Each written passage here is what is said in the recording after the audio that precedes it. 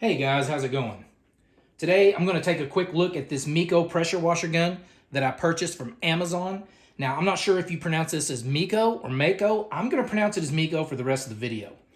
But again, I purchased this from Amazon for $35.99, and I want to point out that Amazon also offers two other pressure washer gun models under this brand, but they list for a little bit less. The next step down model lists for $26.99, and it's also rated at 5,000 PSI, but it has no built-in swivel. And then their cheapest model lists for $19.99. It's rated at 4,000 PSI, and again, also has no built-in swivel. And I also want to point out that those two cheaper models don't look like this one, okay? They look like most of the other cheaper pressure washer guns you'll see listed on Amazon. They look like they're made of a cheaper plastic. And again, they look like McKillen's and a lot of the other pressure washer guns listed on there. This pressure washer gun's pretty unique looking. It's a little different looking, and I like the way it looks. Now, on the listing on Amazon, they list it as designed in Italy, but as you can see on the packaging label that came with it, this is made in China, like most everything else these days. And they stated that it has a lifelong warranty on the listing on Amazon. I'm not sure exactly what that means, but it just states a lifelong warranty, so you might want to research that a little bit better and see what all that pertains to. Now, as far as the box goes, this is the only writing or labeling on the box. I'll let you take a look at that real quick. Just has your specs and has a list of the contents. I'm not going to read them because we're going to go over them. You can pause your screen and read that real quick if you want. And we'll just open this up. This is what it looks like when you get it. It's exactly how it came to me. We'll take out the gun, we'll set it here, and we'll take out the little contents. We'll set this box over here out of the way a little bit. And it came with this little package of pressure washer tips. We'll dump this out real quick and look at what we got. Kind of pour these out. You got your you got a little instruction manual that comes with it, okay? Just a little instruction manual. And then you also have a certified inspector card right here. And then it came with some Teflon tape, which is nice that they threw that in there. And of course you got your pressure washer tips. Just like any of your other pressure washer tip sets out there, they're all pretty much identical these days. They all look pretty much the same. And they're color coded. And they're the same fan tips as pretty much every pressure washer set out there. You got a 0-degree fan tip, a 15 degree in your yellow, 25 in your green, a 40 degree in your white, and then 2 soap dispensing tips. And I want to point out that the orifice size on all those tips is 2.5 on the orifice size. And then they also throw in a little connector right here, a little 3/8 inch size connector. If you want to thread that into the bottom of your swivel down here, okay, you can just put your tape on here and you can thread this directly in. So if you have a quick connect on your hose, you can just quick connect it on and off. That's real nice and easy. But say you don't have a quick connect, okay, they also throw in this adapter right here. And it's 3/8 on this side and M22 thread, M22 14 on this side. So if you want to thread this into your swivel down here, say you don't like to, say you leave your gun on your hose at all times, you can thread this adapter into the bottom of your swivel here, still have the benefits of your swivel, and then you can thread in, if say you have an Uberflex hose that has an M22 by 14 thread connection, you can directly thread it directly onto this adapter and just leave your hose connected on here. And what I mean by M22 by 14, here's a pressure washer adapter. The threads right here are M22. When they're referring to M22, they're talking about the outside collar threads. Okay, that's pretty much standard on all your pressure washers. The 14 millimeter is this inside diameter of this male piece in here. So like if you were looking at an Uberflex hose or even the stock hose that came on your pressure washer, if your pressure washer uses M22 14 connections and hose connections, you'll be able to just thread your hose or the end of your Uberflex hose directly onto this adapter. And then you can just leave it all on there and not have to take it apart or anything. So that's pretty nice they threw that adapter in there too. Personally, I'm going to use the 3/8 inch male piece because I have a quick connect on my hose. So we'll just leave all these over here. That's about it as far as the contents. Again, here's the gun that came in the kit. Okay. As far as the gun itself goes, it's fairly heavy, okay? It feels very solid, very solid feeling gun. Feels like a very quality gun, okay? They don't list the weight anywhere on the packaging or on the website or on Amazon in the description, so I don't know what the weight is, and I don't have any way to weigh it. But it's fairly heavy, feels very solid. Doesn't feel cheaply made like a lot of these pressure washer guns. The housing feels very solid, okay? Doesn't flex anywhere. Doesn't feel flexible or cheap or flimsy or anything like that, okay? Feels very solid and very durable, and it's well constructed. There's no gaps in the seams where the housing halves fit together. There's no gaps. You know, sometimes they don't snap together very well. As you can see, it's very well. You can see it's very well put together. Very, very solid. The housing is held together with 7 screws. Okay, and they're all colored, painted black. Now I don't know if those are stainless screws. You can see I don't know if they're painted stainless or if they're just regular screws. A lot of these cheaper pressure washer guns just have cheap iron screws or whatever, and they'll rust over time. But I thought it was nice that they painted these black so they don't stand out. Kind of makes the gun look a little more, you know, a little more professional. And also I'll point out that the housing, there are no sharp edges anywhere on the housing. Okay, there's no edges. There's no sharp edges anywhere. It's very well rounded, very ergonomic, very smooth everywhere. There's nothing that's gonna, you know, bother your hand when you're holding this.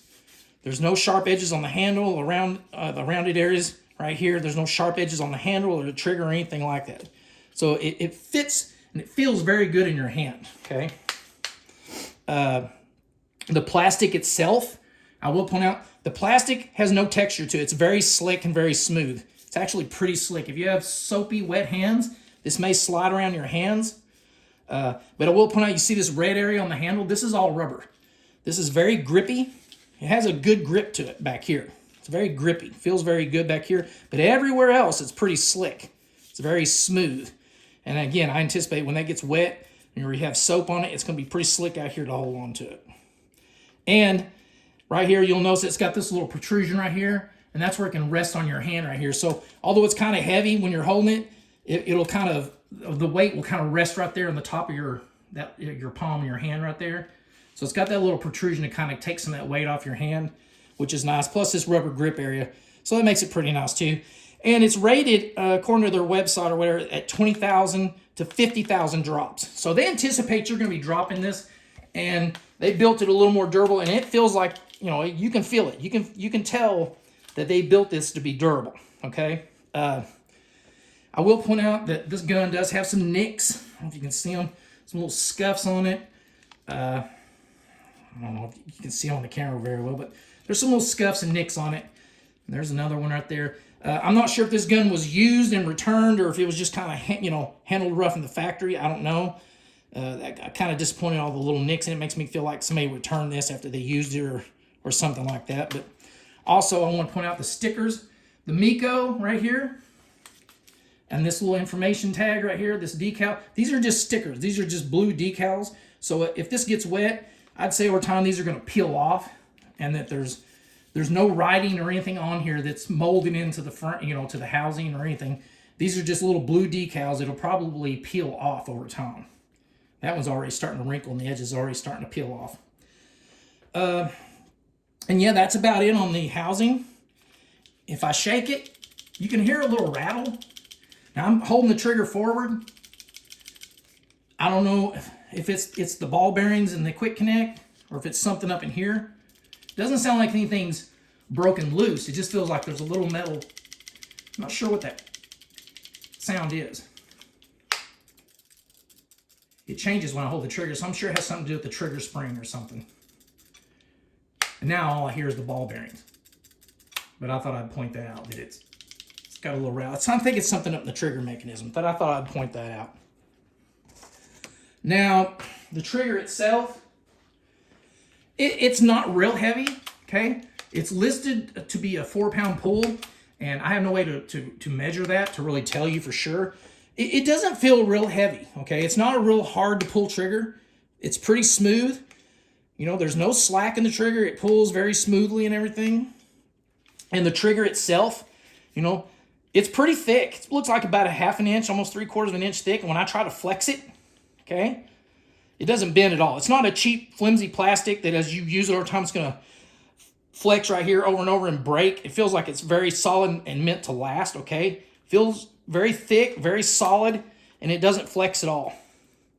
And you have a little safety lock on the trigger right here. And if you'll notice, it does protrude out on the sides. If I can see, about 1/8 of an inch on each side of the trigger, okay? But when I hold the trigger, I don't feel that sticking into my hand over here. You know, I don't feel it poking into my hand. If you have, you know, different size hands are going to, you know, experience it different, but I don't feel it. Doesn't bother my hand or anything. And when I pull the trigger, it's not pinching my skin right here. Sometimes people will depress the trigger, and when they depress it, the folds in their hands will get pinched between the trigger and the trigger handle. Okay, but mine doesn't do that. Of course, I've got kind of small hands. If you have bigger palms and bigger fingers and you grip further up and the skin in your hand is a little further up, it may pinch you, but I'm not experiencing that. I got kind of small hands, and again, it's a very comfortable feeling gun, okay? It doesn't pinch my fingers or my skin or anything, so I thought I'd point that out. As far as the trigger pull goes, again, it's listed at 4 pounds, but I'll point out as you pull it, it is smooth, but it doesn't let up. It actually gets a little tighter as you get closer to the handle and have it fully depressed. It's not hard, but I think if you use this all day, like if you had a detail business and you were using this gun all day, this could be fatiguing, okay? If you're just washing one car, maybe two out in your driveway, I don't think it's going to cause a problem. But I'm going to point out that as you fully depress this, when you pull it away, it doesn't let up. Some pressure washer guns have a tendency, the way they're shaped, the way their triggers are angled and shaped, as you get it fully pulled in, they'll kind of loosen up or at least make it easier to hold the trigger back. This one doesn't. It stays tight all the way back. It maintains its tension all the way to the handle, and you can feel it. You're feeling that you're actually having to hold that back.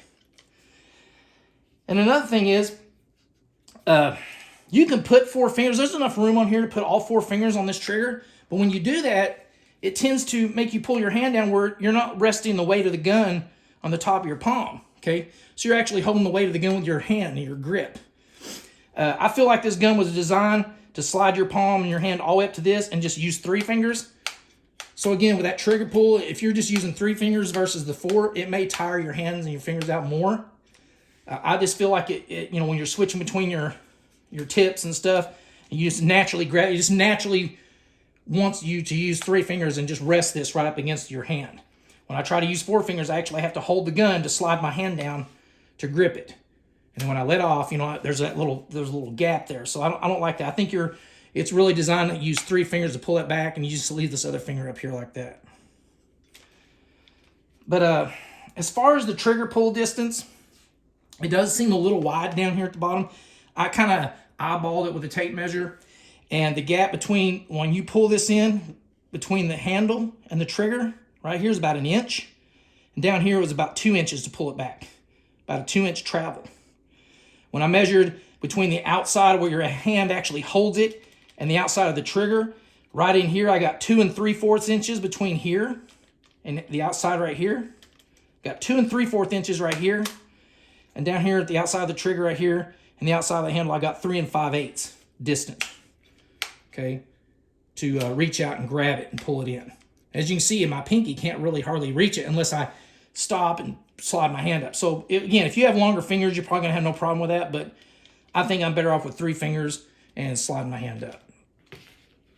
So I just wanted to point that out to you. And again, the trigger, you know, it has no sharp edges. It's very well rounded, very smooth, very ergonomic, very comfortable. This gun is a very comfortable gun to hold. And although it's kind of heavy, it's centered, the weight is centered right here on your hand, and it feels like your wrist and your hand are actually holding it, okay? It doesn't feel top heavy up here. It doesn't feel like it wants to fall over left or right. It's very well balanced. Although it is heavy, it's very well balanced and fits your hand very well. Now, as far as the swivel and the disconnect up here, I got a strong magnet here. They state that the swivel is stainless and the outlet is stainless. I have no magnetic attraction down here whatsoever. Up here I do, but if you'll notice right here in this quick connect, it looks like it's stainless in here. I can try to pull that back, hand shaking. It's stainless in here, but it's got a brass collar under there, okay? And then you got those ball bearings in there. And when I put my magnet up here, if you can see that or not, oops, see how they jump up? So the ball bearings are magnetized. You can see them jump up. So the ball bearings are a magnetic. I don't know if they're a magnetic stainless or some cheaper metal, but I thought I'd point that out. And you'll notice this little black cover on the collar, and it's got this little concave shape to it. I think that's to help you, you know, get your finger in there when you want to work the quick release. And in the, you know, in the description on the pictures, you think this is made of rubber to give it grip, but it's not. It's actually a very hard, slick plastic. And I was kind of disappointed. I really thought that was going to be rubber to help give you grip. And although it's got this little concaved area for you to get your fingers down in there to pull that back, the spring on this that locks this collar is very firm. You really got to depress. You can see my hand shaking when I was trying to hold it. It's a pretty firm spring. So it'd been nice if this had been rubber to give it a little grip. But yeah, this is a hard plastic. So when your hands are soapy and wet, it's going to be kind of slick, I think. I have no experience using this yet, but I'm just saying when my hands are wet and soapy, I'm guessing that this is going to slide a lot. So I didn't really care for that not being rubber. I think they should have made that some kind of a grippy rubber or silicone or something. As far as the swivel goes, again, it's supposed to be stainless. And it turns freely, but it's not real smooth. It's not real smooth if you can listen.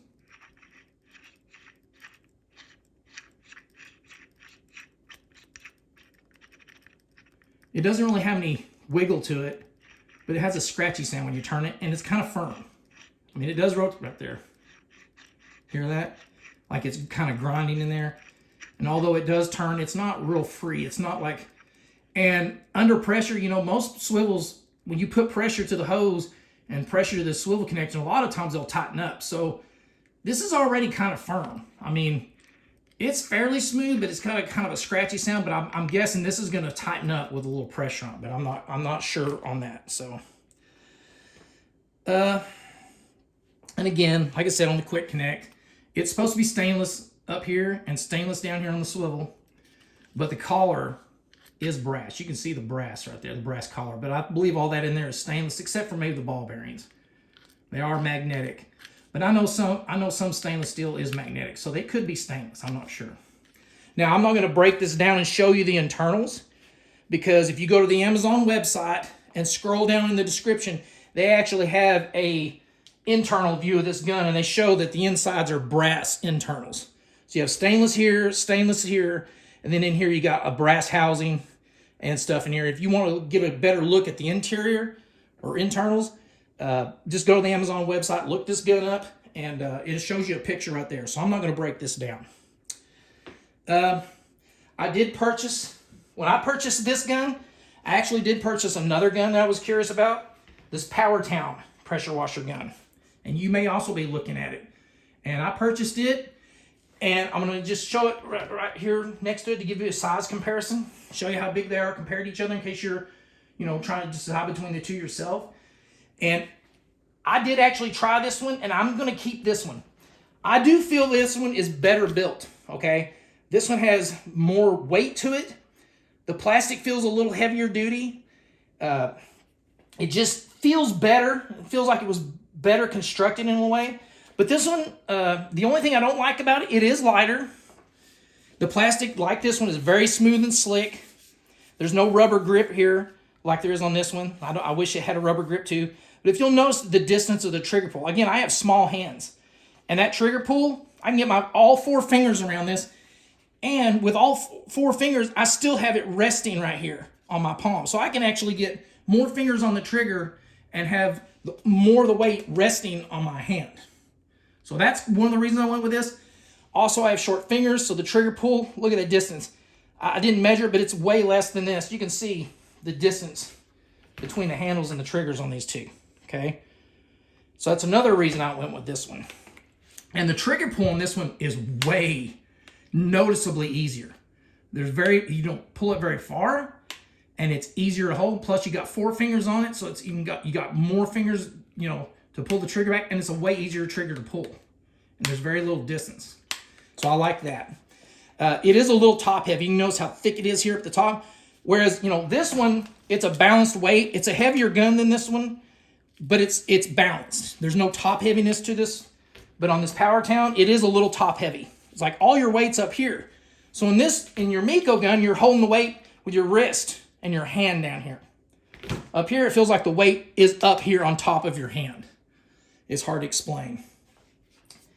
And also, the quick connect's a little different on this. I'm going to do a review on this gun too, so be sure and come back and check out the review on this one. And I'll show you some of the reasons I chose this gun over this MEKOH. So I'm probably going to send this one back, mainly because it doesn't fit my hand very well. The trigger pull's a little tighter than this one. And the scratches and scuffs make me think it was used in return. So, yeah, that's about it, guys. I don't really have much else to say about it. It was a long video, but I like to point out everything if I can. So I hope you enjoyed the video, especially if you were looking at these two guns, trying to compare them, okay? Just kind of give you an idea what they look like next to each other and how big they are compared to each other. But again, I hope you enjoyed the video. I hope I helped some of you out there making a better decision which gun you want to purchase. And if you did like the video, give me a thumbs up. I'd really appreciate it. And on top of that, you could subscribe to the channel. I'm going to be doing more videos. It doesn't cost you anything to subscribe.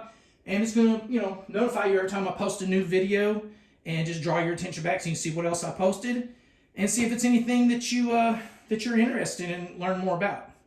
So thanks for watching the video, guys. Appreciate you taking the time to watch it, and I hope you have a great day. Thanks for watching, guys.